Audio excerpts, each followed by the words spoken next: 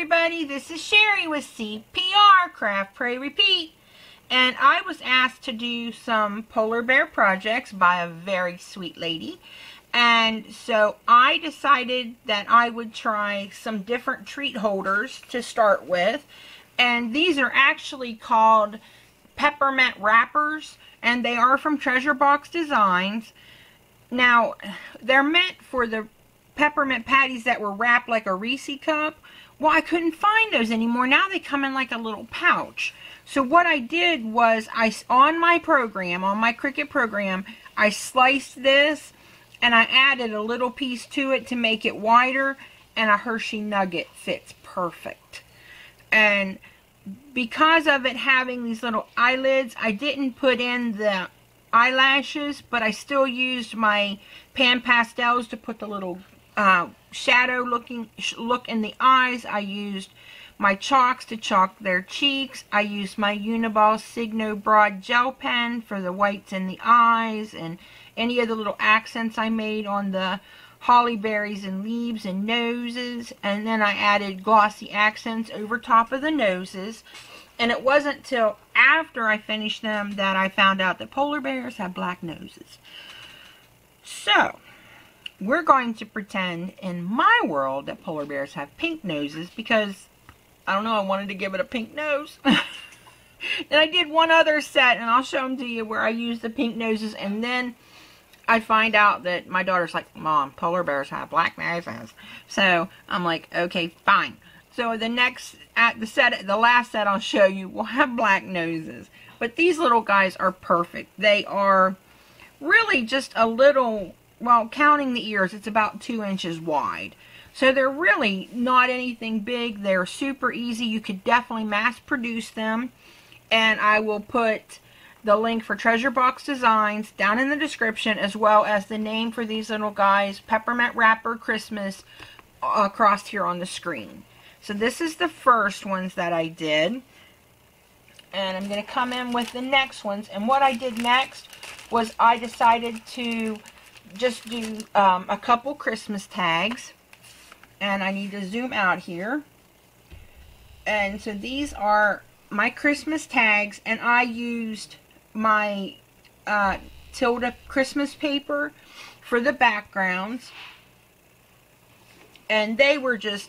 Sorry about the mess up here, guys. I'm making a mess. I'm working on some more projects. But these guys are just, they were really fun to do. And this is one of my favorites because it is so simple to put together. There's nothing hard about inking it, nothing hard to put together.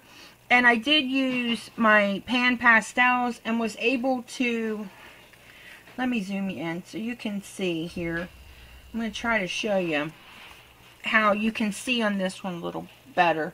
How I was able to accent the paws on his feet and then up here on his hands so that they have a little more definition. And then I just made a bow up here out of seam binding, and then this one over here out of some stretchy ribbon. Used this is my last sheet of this Tilda paper. I wanted to cry. I love that Tilda paper. And then they'll just go on the back with a to and from. And yeah, these ones are pretty big and chunky, but I think the big chunky tags look really nice on, you know, bigger, sturdier gift bags. So that's what these guys are going to go on. And I love how they turned out. I was really tickled. This is such a simple file. It's just so easy to do. So easy to do. And look at this. If you didn't want to, think about this. If you wanted to make something like this, but you only had this file, just use this head.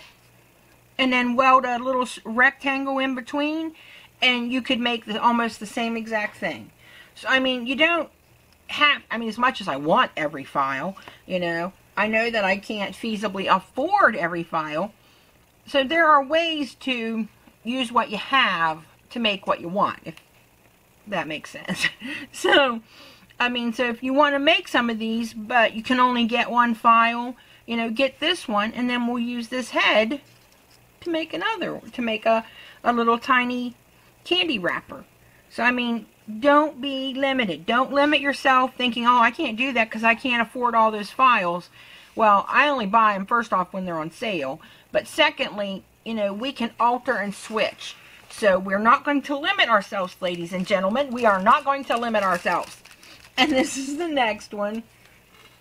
And I definitely switched to black noses.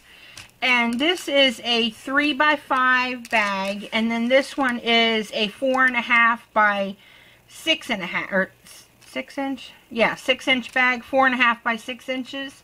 So this one, what I did to keep my candy bars where I wanted them was I just took my ATG gun and I ran 2 strips here, 2 strips here, and then I just stuck the candy down. On these ones, I figured out where I wanted my top and my bottom Kit Kat, lifted them up, ran a strip of ATG across there, and then centered this one in the middle so that they were all pretty much where I, you know, wanted them to be. Again, I inked and chalked everything. On this one, I again added my eyelashes with the 005 micron pen. And pretty much did everything the same. I chalked their cheeks, I inked the edges, I accented the things with my gel pen. And if you want, you can put your to and from here. But what I plan on doing with these is, I really do not get a lot of joy out of mass producing things.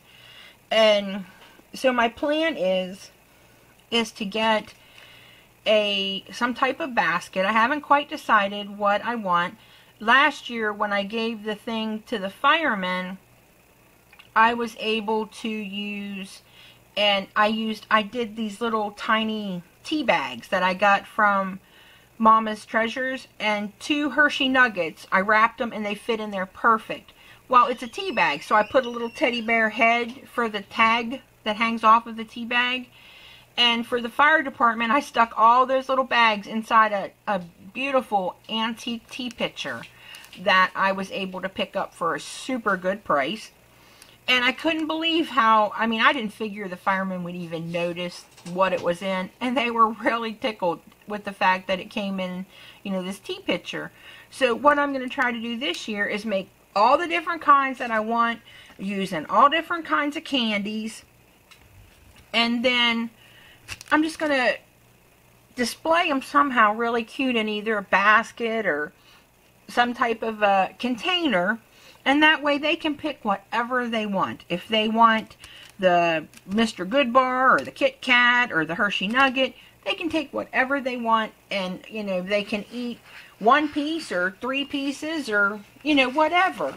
So that's how I'm going to handle mine this year, so that I don't have to mass produce. I don't like doing it. It's just not enjoyable to me. And I know if you're doing a craft show or whatever, you know, you have no choice. You have to mass produce. But, you know, for me, this works. So this is what I will be doing. And I will be back with more treat holders and things like that you can, you know, would make great co-worker gifts, teacher gifts. If you make things for, you know, anybody in your community, you know, they would make really great, easy gifts that you could mass produce if you wanted to. So I will be back with more of those later on this week. I hope that you guys like these little polar bears. And if you like this video, give it a thumbs up. And leave a comment below. Let me know what you think. I will make sure that I put across the screen each of the names of each of the files, as well as a link to Treasure Box Design in the description box. Remember to practice your CPR, craft, pray, repeat. Thanks for visiting me today, guys, and happy crafting. Love you all. Bye.